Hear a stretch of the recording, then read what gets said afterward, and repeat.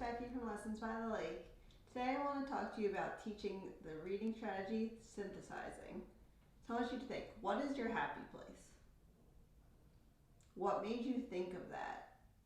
You synthesize to make that decision. You combined your opinion, the feeling you get when you think of that place, your connection with it, your prior experience, the idea of what it would be like there. You mix them all together to make an evaluation to decide that that is your happy place. So synthesizing is pretty much just an amazing recipe of all of your mental reactions to interpret something that's happening or the text. So for students, we need to help them to think about all of these separate little things in order to mix them all together to make the recipe of synthesizing.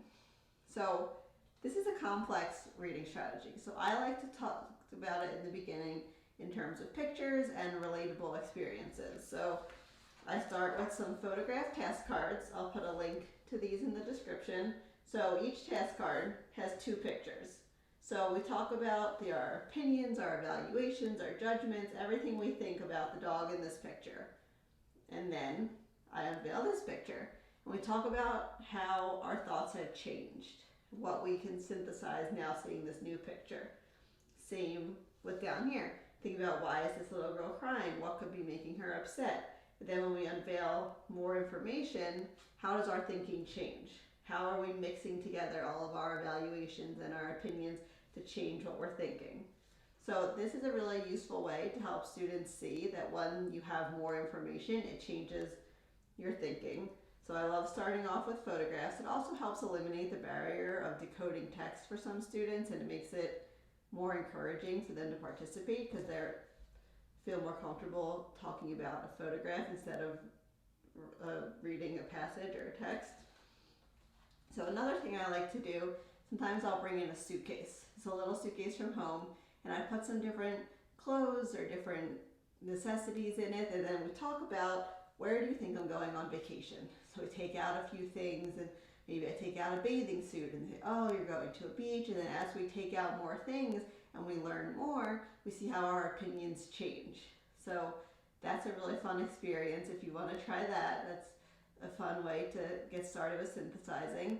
So when I teach my students a reading strategy, I spend the first 1 to 2 minutes of our shared reading, which is the first 10 to 15 minutes of our reading block, doing a concrete activity. So just something really quick like that, having a suitcase and just unpacking it and talking about it, and it helps the students see that this reading strategy is used outside of the text, it's used in everyday life, and shows them the true meaning of it in a relatable way that's going to be an experience that they're going to remember and internalize.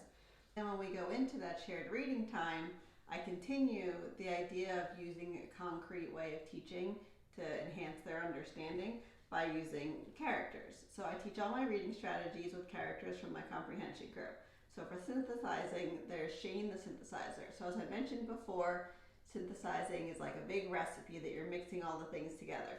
So we really talk about that, and I explain to my students how good a readers synthesize by mixing all of these different ingredients together. Your thoughts, your evaluations, your schema, your ideas, inferences, connections, and we put them all together. And part of what makes the comprehension crew so interactive and concrete is that each character has a profession and a song and a gesture and a prop. So then when I'm doing my think alouds during my, this is my book, during my shared reading, and I have my mentor text and doing my think alouds, when I stop to do synthesizing, I have a bowl and a spoon and I'm mixing, and I'm showing them how I'm mixing all these different things that I'm thinking to show how my thinking is changing and evolving as we're reading. Then when it's students' turn to share, they also get to hold the bowl and the spoon. And this act of holding this concrete object and mixing while they're talking and they're sharing their synthesizing, it really helps to instill in them the true understanding and what it means to synthesize. So we're building this understanding during shared reading. We're having these concrete experiences at the beginning to help them understand how it relates to life outside of school and outside of text.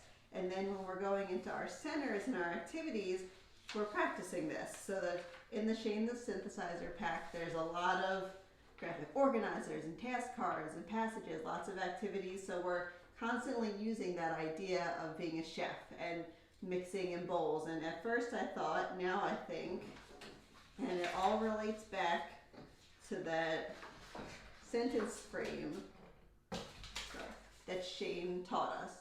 I now think blank because blank, or my aha is blank because blank. So we're showing how our thinking is changing. We look at how we can use different ingredients as part of our cooking when we're mixing together all of our thoughts. There's tons of different activities to help students understand how their thinking is changing and how they're evolving throughout the book. And this concrete way of teaching reading really helps make meaningful connections for your students. It inspires good, strong, independent readers that have good reading habits and truly understand the meaning of each reading strategy and are able to use it and apply it independently. So I'll put a link in the description if you want to learn more about Shane the Synthesizer and the Comprehension Crew. I'll put some links so you can read about my shared reading and my think alouds if you're curious how I do it. If you want to send me an email, I'm happy to talk to you about it and answer some questions. But I hope this gave you some ideas for how to get started teaching synthesizing in your way and using some concrete foundations to really build that understanding for your students. And thank you for stopping by.